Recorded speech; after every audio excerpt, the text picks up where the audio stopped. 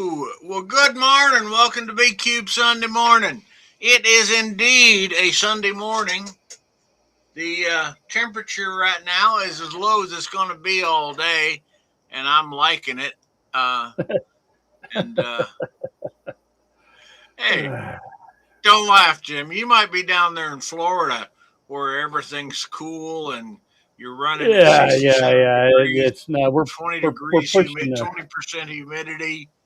think we were pushing 92 when I walked outside this morning at about 5:30, and I think it's close to 100, and it's 100% full saturation humidity. So I feel like I'm back in Costa Rica or something. Uh, Not Well, great. we have almost 25% humidity, and Yeah, try to imagine what words I'm thinking right now.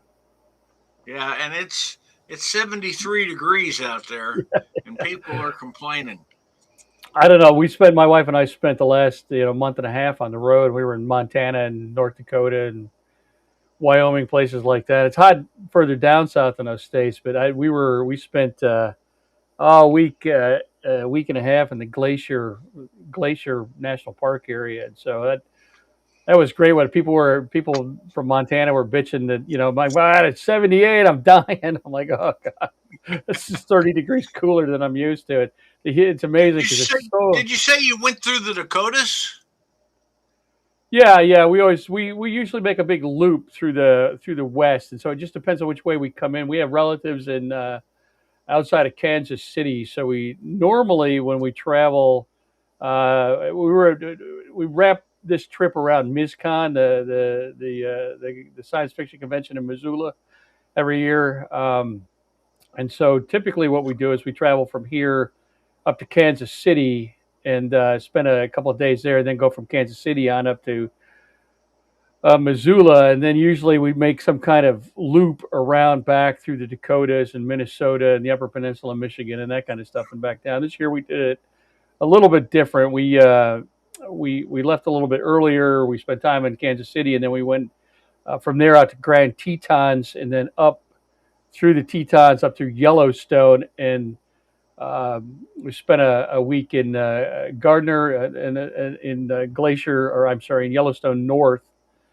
which there's a lodge there that we like, and so we stay there on the Yellowstone River, and then go from there on up to MizCon. This year is what we did, and I think next year we'll probably do things a little bit different. The con has moved back over the years in time, and so now we're kind of butted up against the Fourth of July weekend. When we leave the con, we typically go to Glacier in Montana, and there's a lodge that we like. It's kind of old place. It's outside of Glacier West, and it's owned by a family that's owned it for.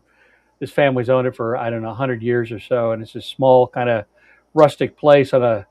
Typically, it's a very quiet lake, but this year, unfortunately, we were there in the week leading up to the Fourth of July, and it was not quiet. It was Oh, you want to be have fun? Try going through South Dakota when Sturgis is going on. Well, this year I will tell. Yeah, that's bad, and we've done that before. We've actually run into Sturgis before, but this year, and you'll love this one. We like I said, we were there up against the Fourth of July weekend, and we're not loud people. And so, and then again, we're primarily working this around what we do, which is shoot wildlife photography, that kind of thing, um, and so Fourth of July weekend. the loud weekend at in Glacier was not great. We made it work. We had a lot of fun, but when we left there, we headed out into the Dakotas, and we arrived at Teddy Roosevelt National Monument the day that Donald Trump did, and that was completely by accident. I wound up on an overlook in the Teddy Roosevelt National Monument with a whole shitload of people in MAGA hats and Constitution shirts and We the People pants. And yeah, I'm lucky I'm not in prison somewhere at the moment. I know. I was thinking about that because if they do keep track of you as well as I suspect they might, Yeah. the idea that you and Trump were co-located, We and you were, were yeah, we were on at the opposite ends of the location. monument, and we were actually on the road in fairly remote parts of the Dakotas, while he was actually in the monument, and then he'd left. Unfortunately, fortunate for me because I have no desire to be anywhere near that asshole. But unfortunately, the people that came to see him were all still there, and they're the kind of people who love the fracking national monuments and strip mining, national parks and that kind of thing. And I had one woman. We were actually there's an overlook there.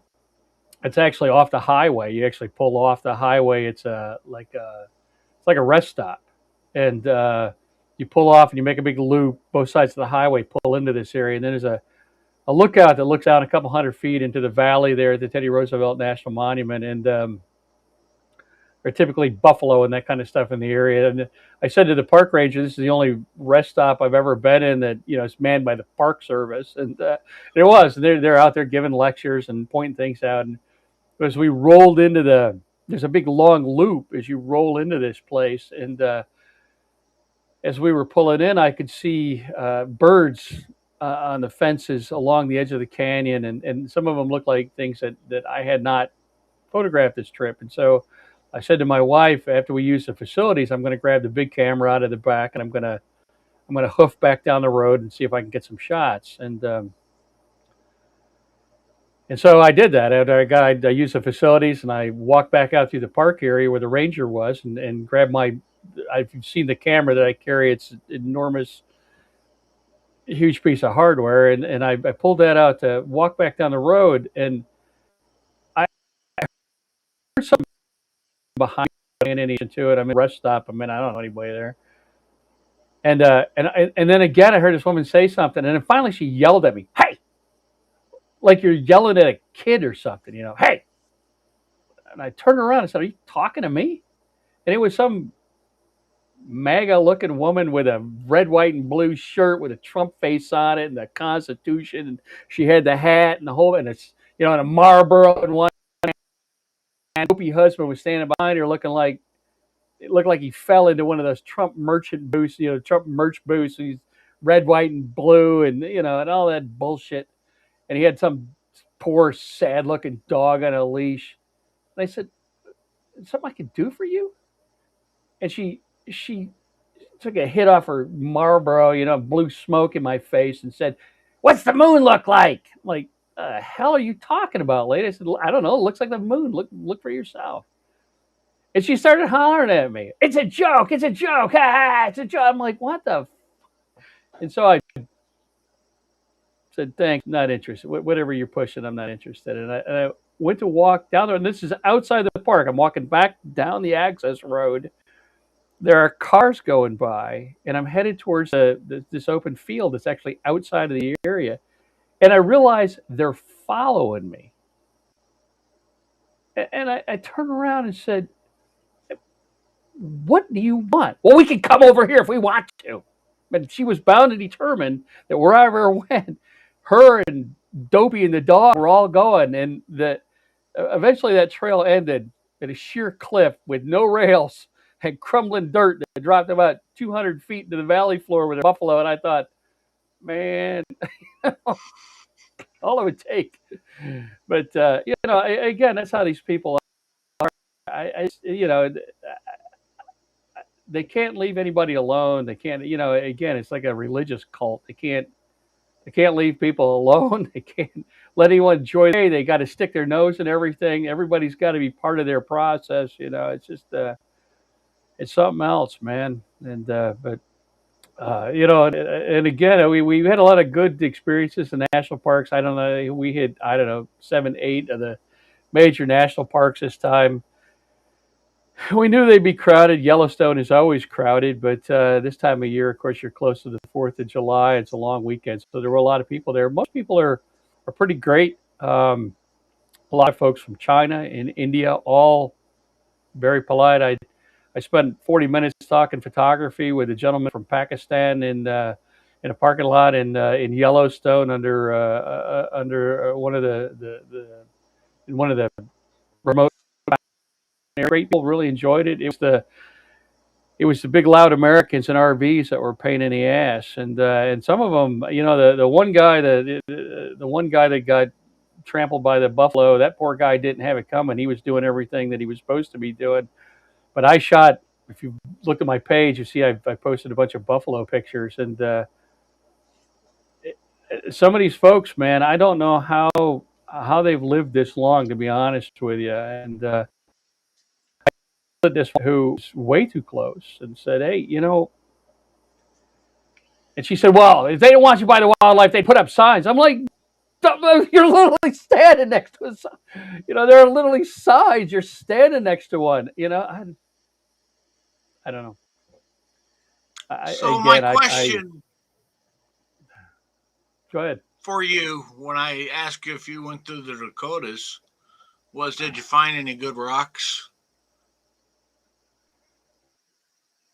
Oh, I don't know where you're going with this. My wife's kind of an amateur geologist, so I have to be careful going places that have lots of rocks because she doesn't wear clothes with pockets, and so all of those rocks end up in my pockets, and so I'm carrying 30 pounds of camera equipment, and then I'm typically weighted down with another 10 pounds of rocks, and I think I've mentioned before that I'm worth a lot more dead than I am alive.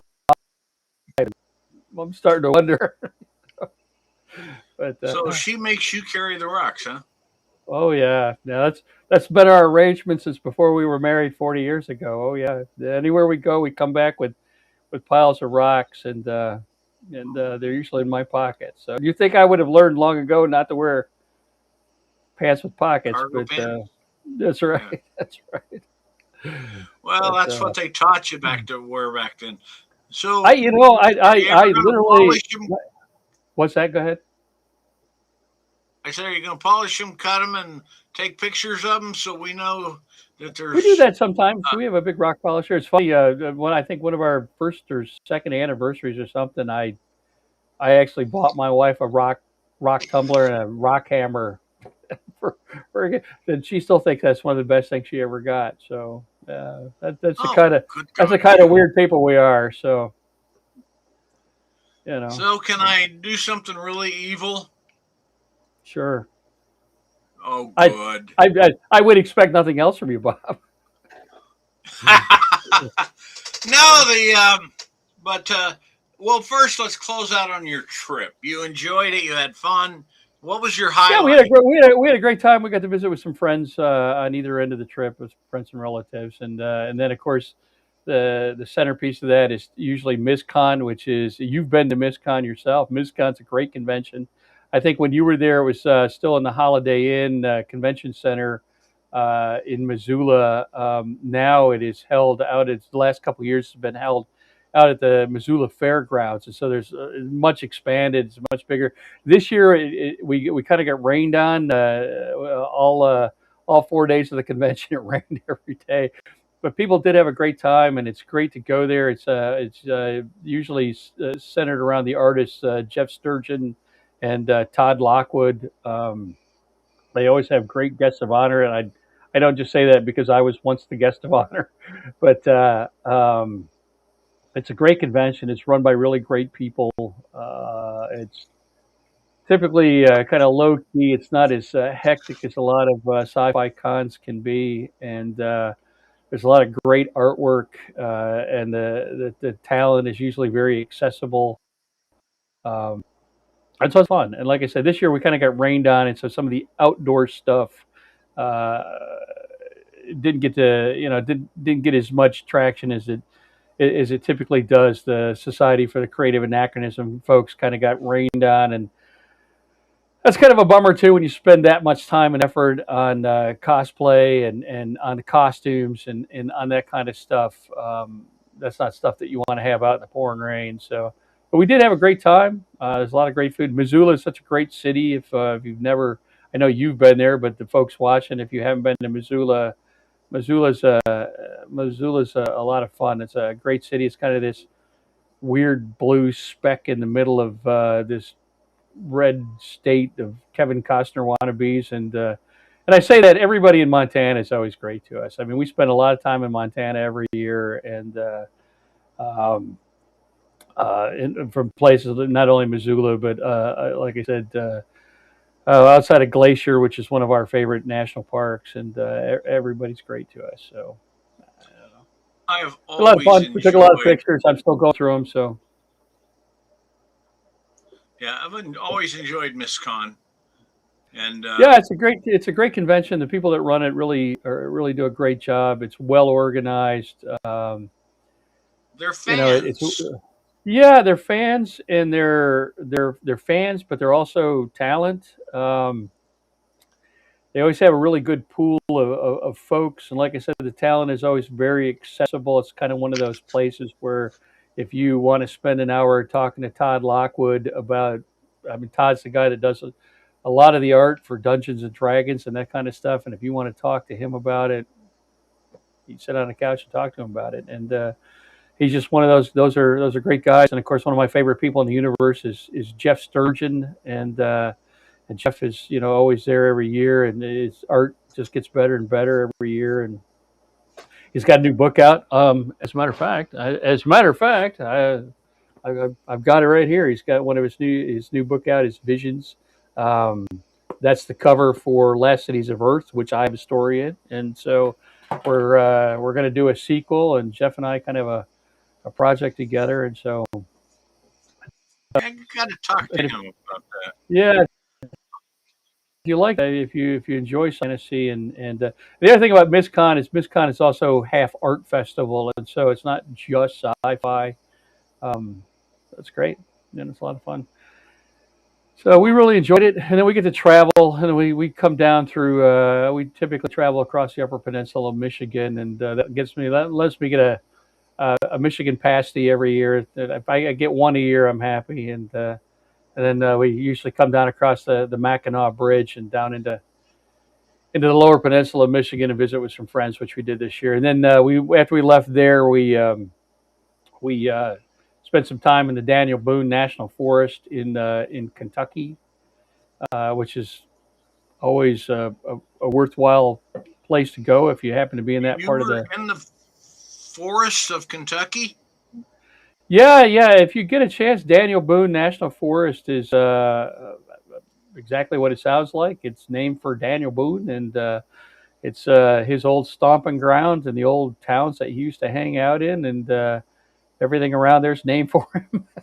And of course, it's very modern nowadays. But there's a big dam there, a big reservoir. A lot of people go there to swim and to hunt, to fish, and to drive their boats and stuff around. And there's a lot of wildlife.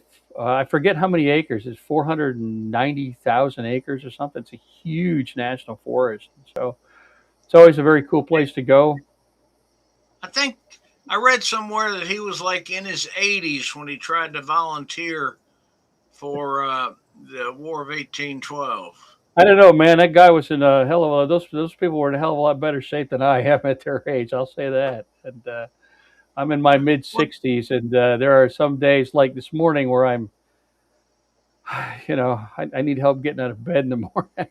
So, Well, maybe coffee you could have yet, but called Mitch McConnell's nurse. I understand that she's down in I Kentucky. don't know. I don't know about that guy. We were laughing about that this morning, and somebody said to me, "Well, I can't believe you're laughing about it." Laughing. He said, "Well, it's not very respectful. Respectful. Respect is earned. I could not disrespect Mitch fucking McConnell any more than I do, but I'm willing to try. Okay." As I said to somebody online yesterday who tried to chide me about respect for Mitch McConnell, was, listen, lady, you're lucky it ain't me, because I draw a dick on his forehead, on the forehead of his corpse with Sharpie marker, and lash him to one of the local fire hydrants, dogs to piss on. That guy is responsible for, in no small part, for the world that we find ourselves in today. And this horse shit of hiding his, I'm not convinced he's still alive, to be honest with you. And if he is Oh, alive, he he's not ain't. alive. And if he is alive, he's not alive enough to make a difference. This guy's been vapor locking for the last 2 years. I mean, he literally. I mean, I was watching something yesterday, and I don't know how old the clip was, but it's the CEO of Qualcomm, I was making some presentation about how their future is robots, and they had one of those Optimus looking things come walking out on the stage, all slow, carrying something for this guy to pick up, and the robot was standing next to him while he was talking, and all of a sudden the robot just that was it. 4-year lifespan, just like Blade Runner. It expired. Boop! It just turned off. Boom! It collapsed on the stage, and parts of it smashed, and it rolled away. And all I could think, that's Mitch McConnell. That's been Mitch McConnell. Just turns off. Boom! Falls down on the floor, and they pick him back up, dust him off, and they're like, "Nah, he's okay. Just give him a second to reboot." And literally, this is the guy that's running our country, right? I mean, this is the guy that's deciding what internet banking law. This is the guy that's deciding what's moral and ethical in our country. This is the guy that's deciding whether or not the president should be allowed to wage a war in the Middle East. And so the gross, absolute dishonesty of the people that are hiding this guy's condition from us right now. Listen, if Mitch McConnell was functional, if his brain was actually operational, they wouldn't be hiding, right? All these assholes who claim that they spoke to me, I spoke to Mitch for 20 minutes. No. Okay, I'm not buying it. If that guy was even vaguely operational, they would roll his ass out in front of TV cameras and put an end to all of this. And the reason that they're not doing it is because he's not. He's either dead or he's so close to being dead that the difference is irrelevant. And yet, these people do not believe in democracy. They claim they do. They claim they believe in the republic. They claim they're the only true Americans. And yet they would hide a dead senator from the American people solely so that democracy cannot proceed. And this is a democracy that they imposed on us. Because right now, Governor Bashir cannot appoint McConnell's replacement because Mitch McConnell and Republicans in his state decided that the normal legal process that has stood in our country for 200 years would not fall in their favor. So they rewrote the law to suit themselves, and now they are hoist on their own petard, right? They right now, if they go through the process that they designed, and we hold a special election, the odds are very high that their own constituents are so goddamn disgruntled that the Democrat will get elected in this consistently red state. That's their own fault. Can I argue there? Yeah, go ahead. Massey. Yeah. What about him? That's not an argument. I mean, well, the argument there is that if it's after August 3rd, they have to hold the election, or they have to hold the election. But they're holding it right again. They're holding out as long as they can. Yeah. So they're hiding. They're waiting because if there's an election, they think Massey will win, right? Or a Democrat. Yep. So they're hiding the body to prevent a frickin' election. Right. And because go ahead. Take it even worse.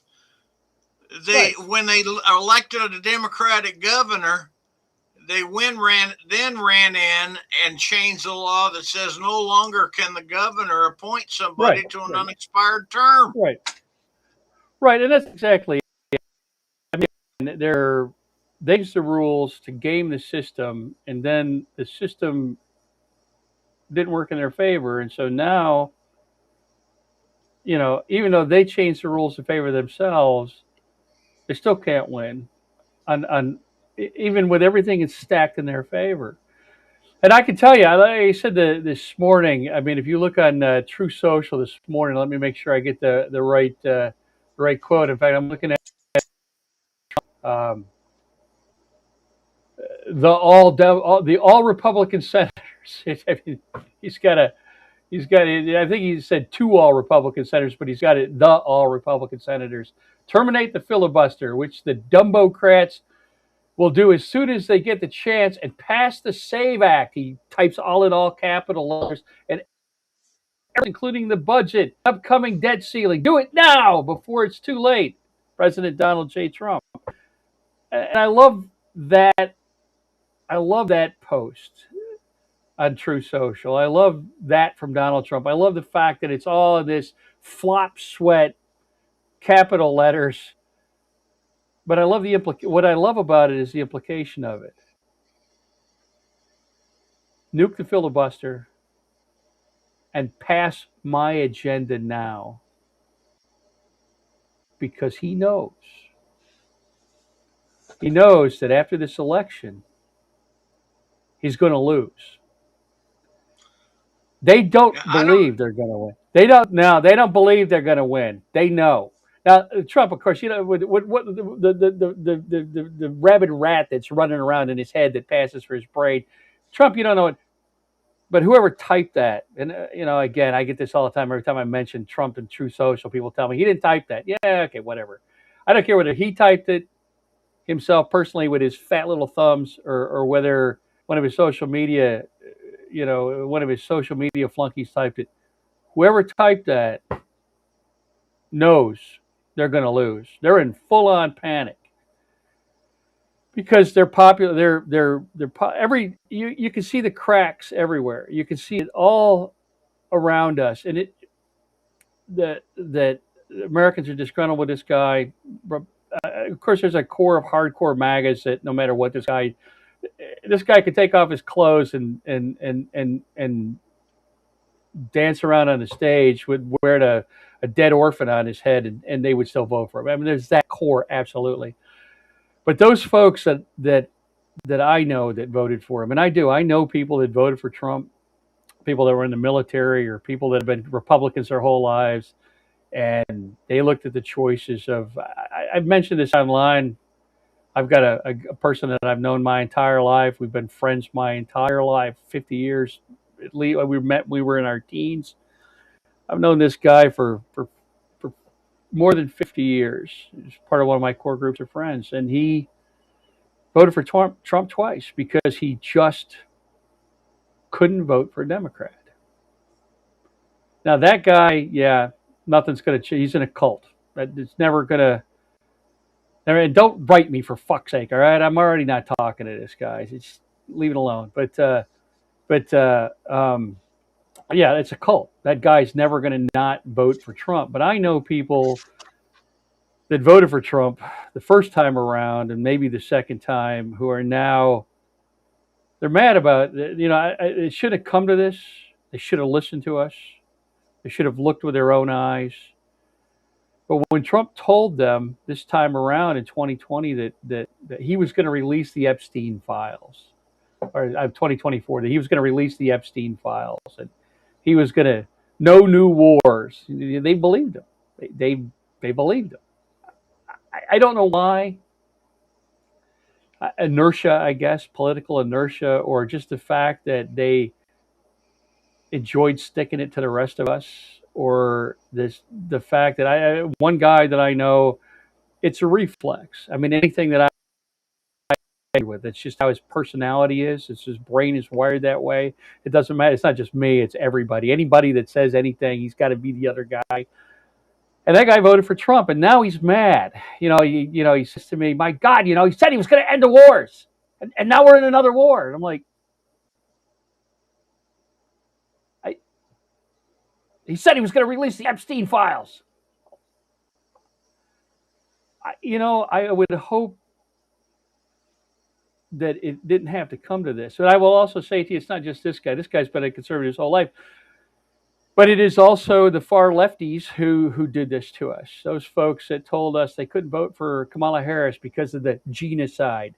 And again, don't get me wrong. I'm not quoting genocide to make light of what's happening in the Middle East at all. Okay, and I'm as concerned about it as anyone else. But if you think electing Donald Trump, which these people did, was going to improve the situation of those people under the bombs in Palestine, I have nothing to say to you because you're not reachable. But some of those folks now, I don't know that they're going to vote against Trump. I don't know if they're going to vote for him, but I think there's enough folks now that I'll tell you what I see. I'll tell you what I see trend wise. I see hardcore Republicans who voted Republicans their whole life say to me now, well, they're all crooked, which is how those kind of people admit that Donald Trump is a piece of shit. They're not going to vote for Democrat, but they're not going to vote for Republican. And you know what? If they stay home and they don't vote, I'll consider that promising. Because these are folks that always voted. They'd vote for Republican no matter what. That would have been my dad. My dad was a great guy. He would have given you the shirt off his back, but he'd been a Republican his whole life, and he just couldn't not vote Republican. He just couldn't. He couldn't do it. Don't worry about it. He didn't vote for Trump. He passed away before Trump came along, but he just couldn't. He just couldn't do it. In his mind, in that generation's mind, and particularly in the place that my father came from, Democrats were communists. They were socialists. They were because when he grew up in the years leading up to World War II, the Democrats were the ones that were union organizers, which my dad's dad, my grandfather, owned a trucking company, and none of that money trickled down to us, by the way. But he owned a trucking company, and so to him, unions were terrible because employees organizing that was communism as far as they were concerned. That was the side that he was on, and in the years leading up to World War II, the socialists and the communists, those were all the people in Europe that were the folks that America fought against, which is the way that my father saw it. And so his entire life, he was a Republican. He thought he was fighting against those kind of things. And I would ask him, I said, Dad, literally everything you believe in, none of that stuff is supported by guys like Ronald Reagan or the folks that you're voting for. But even though he could see that hypocrisy, he could see that break, he could not vote for anyone other than a Republican because he'd been a Republican his whole life. And so nowadays, when I see these folks that are similar to my father, especially in that age group, when I see them say things like, well, they're all sons of bitches, I'm not voting for any of them. That's how people like that admit that maybe they were wrong. And at that point, all you can do is nod your head and say, well, this is progress. Um, again, people will write me. I'll get hate mail all day. I wish there were better choices, but at this point, our choices are the direction that we're going, and the end of the republic, or damn near anything else. And I will also say that you're being manipulated. I wrote a post here the other day that got a bunch of traction. That anything that I don't like is communism, right? I mean, that's what we're back to now, communism. And I get this from people. We should feed the hungry, clothe the poor, heal the sick. Isn't that what your prophet told you to do? Communism. Okay. Well, you know what, Jim? No, go ahead. No, one thing that sickens me is intelligent people still crawling out of their holes, typing onto the interweb some diatribe about communism is blah blah, socialism is blah blah, capitalism is blah blah. Right. You know who had the best take on socialism ever, in my opinion? Harry S. Truman. Right. Yeah, right. Yeah, I figured that's what you were calling up that quote. Poster? Yeah, it's all backwards at least on my screen. It's all backwards. Well, very quickly, I'm going to interrupt our normally scheduled broadcast to tell you what Harry S. Truman said in 1952. Now, remember, 1952 was about 25 years after Roosevelt. And it was 70 years ago, and the same things are still being said. It said socialism is a scare word that they have hurled at every advance the people have made in the last 20 years. Socialism is what they called public power. Socialism is what they called social security. Socialism is what they called farm price support. Socialism is what they called bank deposit insurance. Socialism is what they call the growth of free and independent labor organization. Socialism is their name for almost anything that helps all the people. Harry S. Truman, October 10th, 1952. Right. You know what? I love that poster. Yeah, a lot of people do, and it's a hell of a quote, But again, and I don't disagree with any of it. It's again, you have to look at the mentality of America and of how our leaders function in this country. And that quote was taken in a time where people were, first of all, don't know the difference between the various forms of socialism. We talk about socialism as if it's monolithic, but if there aren't multiple variations of socialism, if Americans themselves didn't benefit from certain forms of socialism, but also the fact that we rarely differentiate between social programs and socialism. I hear people say, "Well, roads are socialism." Well, not necessarily. Roads are social programs that we all contribute to here in this country, but there are roads in monarchies, there are roads in communist countries, there are roads in fascist countries. I mean, Hitler was famous for building the German autobahn system, the German highway system.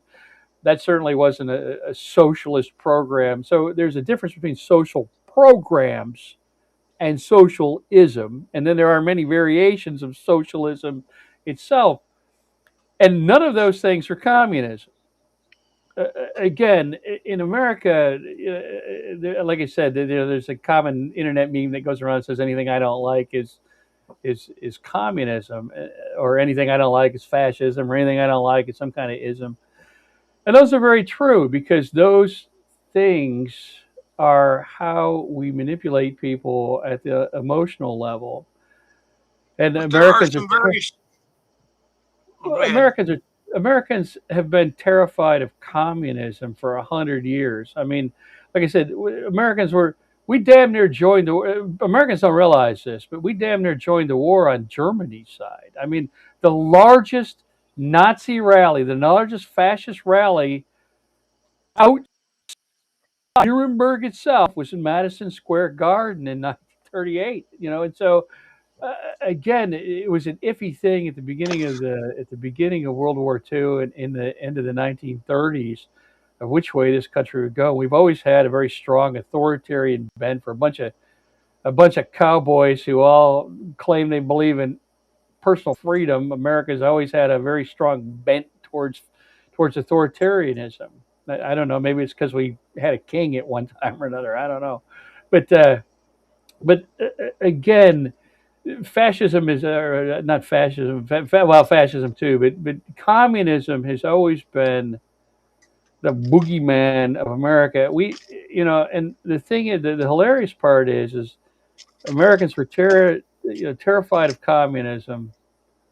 They almost joined the war on the side of the fascists. At the last minute, things happened. There were a bunch of that happened, and we wound up joining the war on the side of Europe. But our allies were the communists. We the Lend Lease program.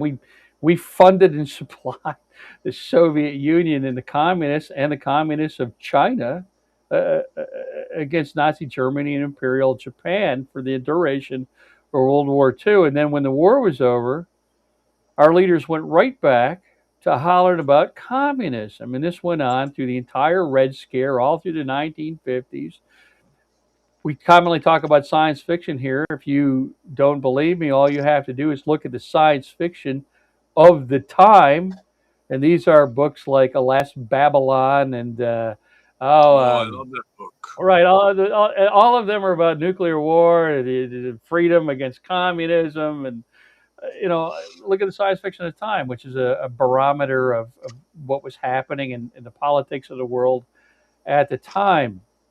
And this was motivation for getting the United States into Korea and into Vietnam, and this was the motivation. This was the justification for 58,000 American lives expended in Vietnam. Because if we didn't fight them over there, we'd have to fight them over here. If we didn't fight them over there, the dominoes would fall one by one and communism would march across the world, blah, blah, blah. I mean, I heard this my whole childhood growing up. It's a terrible thing. All these American soldiers died. We got to fight the communist threat. The funny thing is that eventually we got tired of that and we just left, packed up one day and said, "That's it.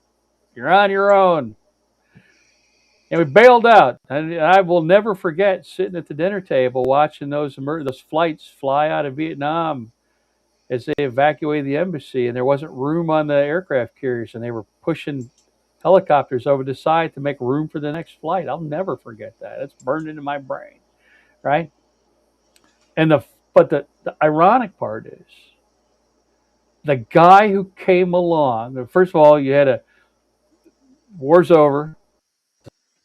The charge was Jimmy Carter, who literally preached the things that the Christians of America, the Christians who are anti-communist, all claimed that they stood for: feed the hungry, clothe the poor, heal the sick, do unto other people what you'd have them do unto you, be nice, forgiveness, all those kind of things. They hated that goddamn guy worse than anybody. Communism, communism, right? And they tossed his ass out of office and they replaced him with Ronald Reagan, who in the meantime had been dealing with our enemies behind our back, just like Richard Nixon did before him, selling weapons to our enemies through Oliver North, who the first thing he did when he got in office was start bombing people again. Right? Right? I remember this. I joined Ronald Reagan's Navy. Right?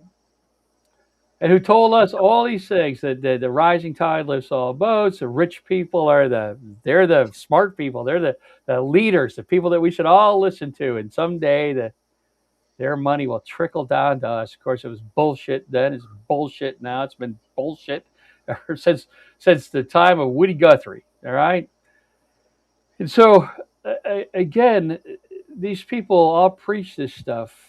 And Reagan, of course, I mean, Reagan's big bugaboo was what? Communism. Goddamn communism. Commies. Right? Communism. That's all Reagan ever talked about. And yet, what happened during Reagan's tenure in office? That's when we started shipping all our jobs to communist countries. Because as capitalists in America, goddamn, we hate communism, but we sure do love communist labor, right? I mean, all your underwear is made in Vietnam, the country that we fought against. And they're one of the few communist countries left in the world. Why? Because we love communist labor and communist factories that don't have environmental laws and don't have OSHA and don't have to pay their people a living wage. We love the idea of that. Why do you think Instant Pots are made in China and not in Missouri? Because you'd have to pay Americans a living wage because you can't dump your toxic waste in the goddamn river. Well, I guess maybe you can now, but all these people do is talk about the threat of communism, but by God, they send all of our jobs and all of our money to communist countries. And so it's hilarious to listen to a president who's done nothing but suck up to the leader of the largest communist country in the world tell us about the of communism. I mean, it's absolutely hilarious to me. Now, of course, what'll happen is I'll start getting mail because I said this out loud, and people, all the tankies will write me to tell me how how those aren't really communist countries, whatever. But the bottom line is that in America, we love the idea of some monolithic enemy, some imaginary enemy over there somewhere that we have to fight against. I mean, if you see it in churches, Americans are convinced, are conditioned to this for 250 years of this Protestant religion that puts asses in pews and tells them, by God, there's this giant evil, this Satan, this demons are running around, and by God, if you're not in here putting your money in the plate, they're gonna get you, right?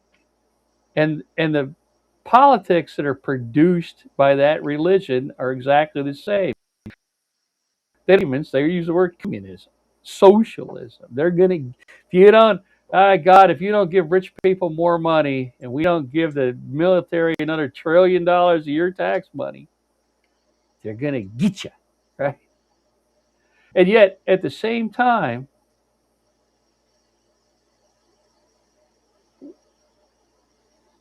Chinese communism wouldn't even be a threat to us if we hadn't sent all of our manufacturing capability, if we weren't making all the stuff that Americans depend on every day in that communist country. I mean, again, take your pants off, take off your underwear, look at the label on the back. Where were your Fruit of the Looms made? Vietnam. That's where we make this stuff. And there's a reason why you make it there and not in the textile industries of New England, because there isn't any textile industry in New England anymore. Because the guy that hated communism more than anybody else changed the laws to send all that shit overseas. Right? You know, and here we are again. You get a president. This guy can't remember from one minute to the next who he thinks the enemy is, and that's what makes communism such a convenient label, because anything they don't like is communism, right?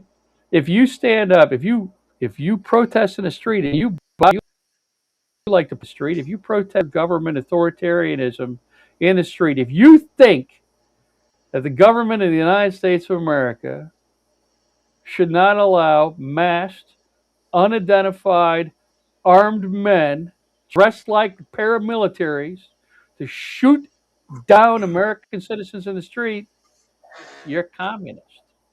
Right? Somehow that's communism. Again, I said this before: feed the hungry, clothe the poor, heal the sick. And people yell at me, that's communism. Really? Because that's the New Testament of your Bible. Isn't that what your Christ said? Feed the hungry, clothe the poor, heal the sick, do unto others as you would have them do unto yourself. Give up your worldly goods and follow me. That sounds pretty fucking communistic to me, right?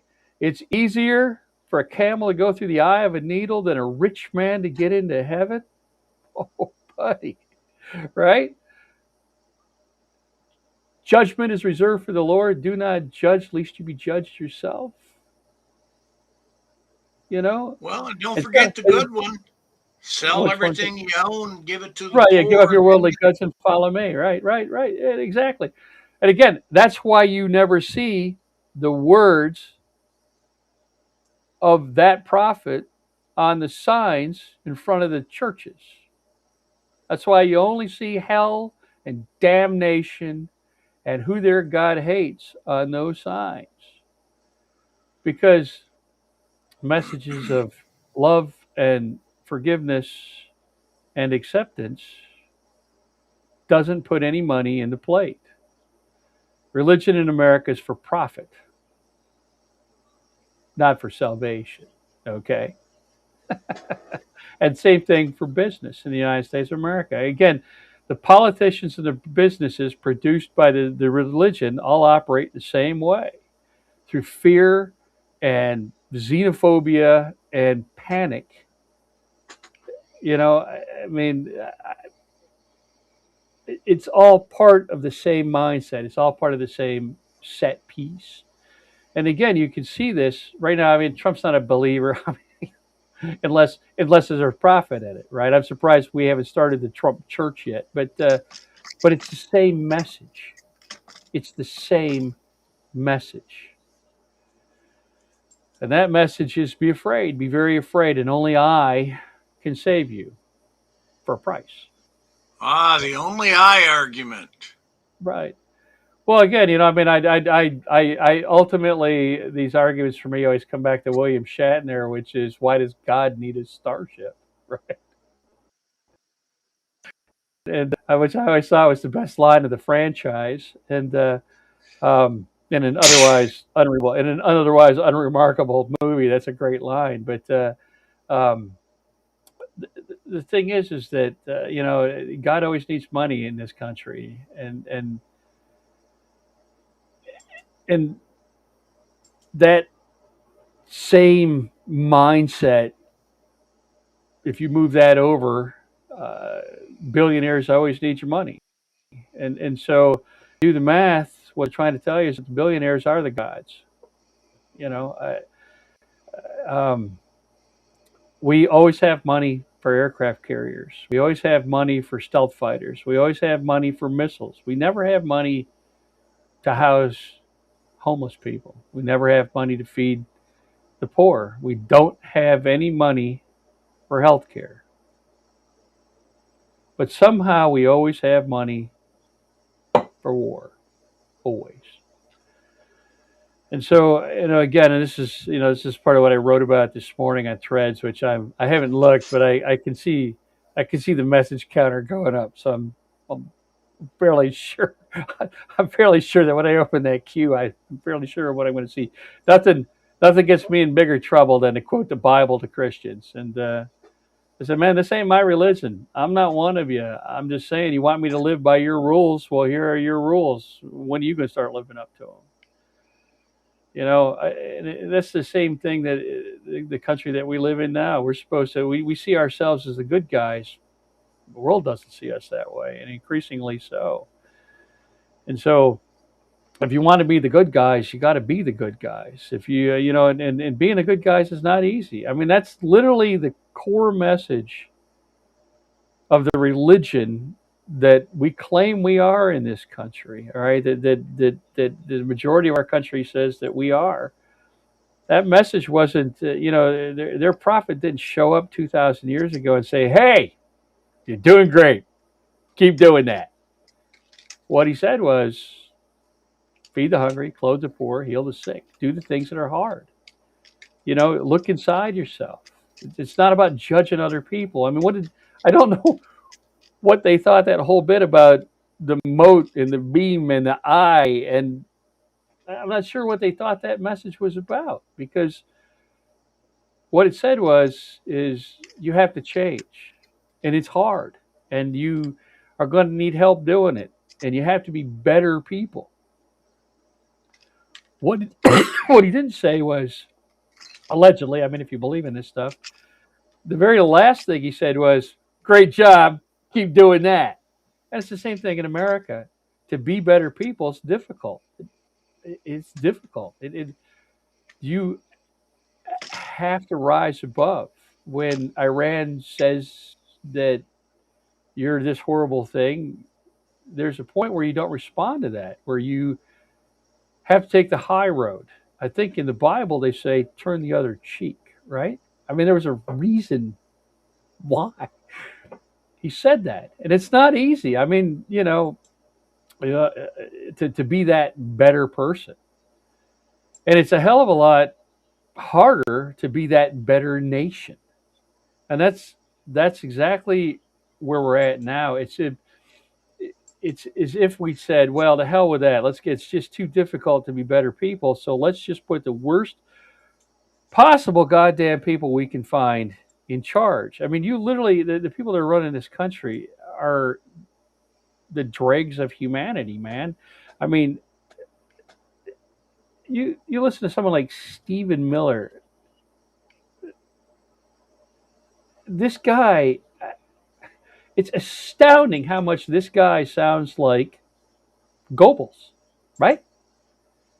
And it's not him. It's the people that influence our culture, the Kirks and the podcast bros, and these same folks that that are out there every goddamn day that we hail as heroes. I mean, they're building statues to these people and putting them on benches in New York. And these people message were hate and exclusion and not being a better person. And in fact, being the absolute worst piece of shit that you can be. Right?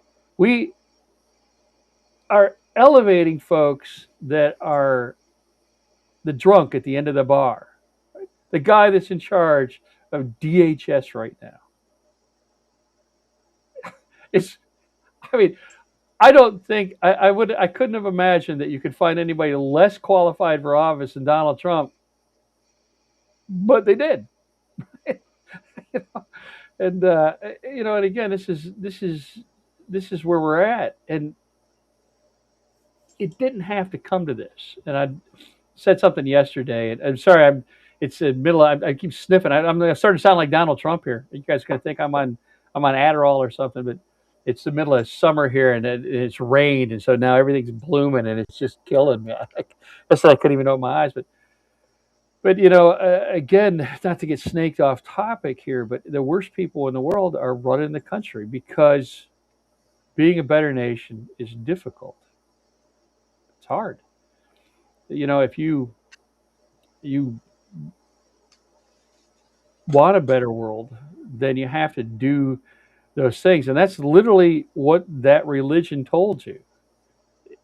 Not, hey, keep doing what you're doing, but you have to be a better person. You have to stop and think about what you're saying. You have to turn the other cheek. You have to take the high road. you have to if you want to hold the moral high ground, then you have to make the moral decisions. You have to have integrity. You have to adhere to a code of ethics. And while those things are not the same for everyone, there are things that we can agree on. And so right now, a perfect example is Trump yesterday ordering the National Park Service to put disclaimer signs in front of the Smithsonian Institution that says, that exhibits inside are not truthful. Well, who decides truth? The scholars and academics who put those exhibits together, who spent their entire lives in research based on fact and on evidence and on actual history, or some guy that's convinced that American history is only the cool parts that white people did or claim they did, right? Trump claims that if we talk about the evils of slavery, it makes white people feel bad, and that creates division in America. Well, white people should feel bad. That's feeling bad about it. That's what keeps us from doing that kind of shit in the future, right? That's how you learn. That's how you become better, facing your past, and deciding that you want to be better than that as a people, as a nation, as individuals. I mean, this is how children, if you raise your children correctly and you love your kids and they're the greatest thing in the world to you, but when they do things that are wrong, because children don't know any better, they have to be corrected in whatever manner. And I'm not calling Americans children, but what I'm saying is analogy wise, is that if you don't face repercussions for doing unsocial things, if you're not shown the errors of history, you grow up to be sociopaths. And that's literally where we're at. That's literally what happened in Nazi Germany, where they erased the past. They did exactly what we're doing right now. And inevitably, in short order, you had a nation of sociopaths. And this is literally where we're headed now. When you have I wouldn't have believed that Americans could so easily fall into this hole, but it is, and it is terrifying. It's frightening how fast that this happened. But it also makes me understand what happened in Germany a hell of a lot better too. When you're living through it, when you're looking around and you're living through it, you say, "Oh, yeah, okay, I see it now." And I think maybe Germany had. I don't want to excuse what happened, but they didn't have their example to learn from, and we absolutely do. Are you barking all of a sudden there, Bob? All of a sudden, this dog's Oh, barking. that is my Knox dog, who's a 80-pound coonhound, comes Oh yeah, into a room. The ah, Chihuahua challenges him. I see. I see. Mine can't move. Mine, I have my dog's a heap on the floor. It's 96 degrees outside, 100% humidity, and she's old, and that's it. She just lays in the air conditioning all day and doesn't move, which, which I I have think's a great example. I love the sprawl dogs. You know that I can. You walk through this house on a day like this, you will find a dog sprawled in every opening where people walk. They'll just Yeah, legs splayed out and right. There's a spot in my house inside the house. I point like you people can see. My office is a detached building. This is a detached building on my property from my house, but in my house, which is over that way, the dining room and the living area and one of the bedrooms and a hallway all kind of meet.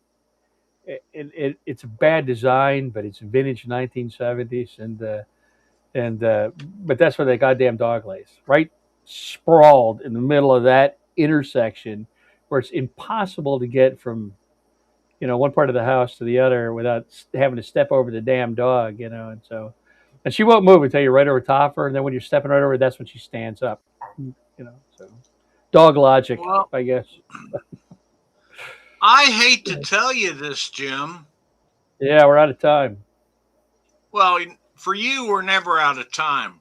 Never. But I feel like that if we let you go on for another 30 minutes, we will be entertained and made smarter.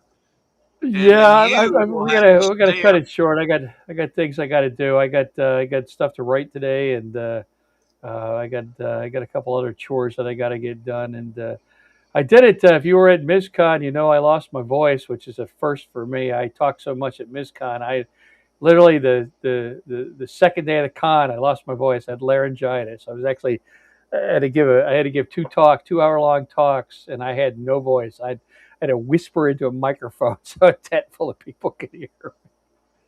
And so I Well, don't know how well that went down. I haven't seen the tapes of that they record. I actually had to do I did an interview for a uh, for someone that's putting together a show, an hour long show about MizCon, and I had to do an interview for that. I'm not sure how that came out.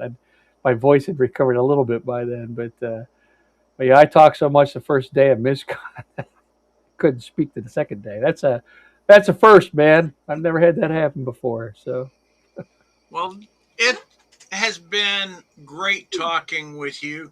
If I can convince you to hang around for about 3 minutes afterwards, uh, sure, you that's what have she said. anything you want to say of deeper importance to your No, no. the What I would say to the audience is, look, man. At this point, we're coming up on it. We're coming up on the election, and we're a couple months out now. Republicans are panicking. You can see it. Their leader's panicking. He's on True Social right now, typing furiously. Uh, you got him on a run. It shouldn't have come to this. It shouldn't have taken this for for people to get where they are now. Nevertheless, here we are. You've got them on the ropes. Now's the time to push. well, I'm going to throw Now's in the a time to couple of right.